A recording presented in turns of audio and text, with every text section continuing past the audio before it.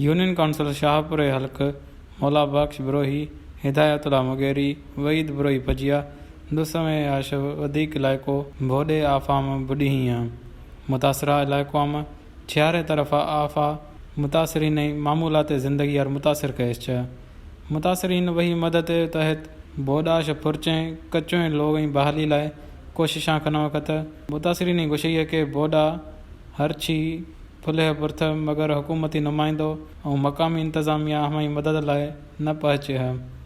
से हाणे मजबूरी आहे छा कयूं, हाणे रहणो थो पए। जेको आहे पाणी बि कोन निकितो आहे, हिते पाणी बि जाम बीठो आहे, कोई इंतज़ामिया कोन आयो आहे, को ख़ुदा रा असांजी मदद कई वञे न टेंट न का शइ। असां मिड़ी मजबूरी को रहिया पिया आहियूं।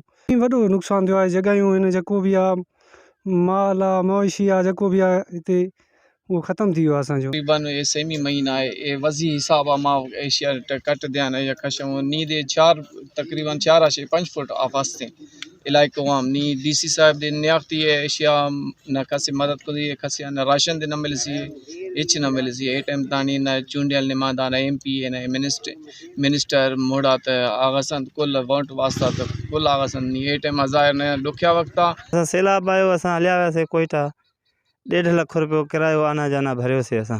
वरी हाणे आया आहियूं त हिते न डीसी आहे न एमएनए न एमपी आहे न कोई आहे। असां हिते हिन टाइम ते का शइ असांखे न तंबू मिलियो आहे न टेंट मिलियो आहे न राशन आहे न पाणी आहे। इन टाइम ते अचनि ई कोई नथो असां ॾे।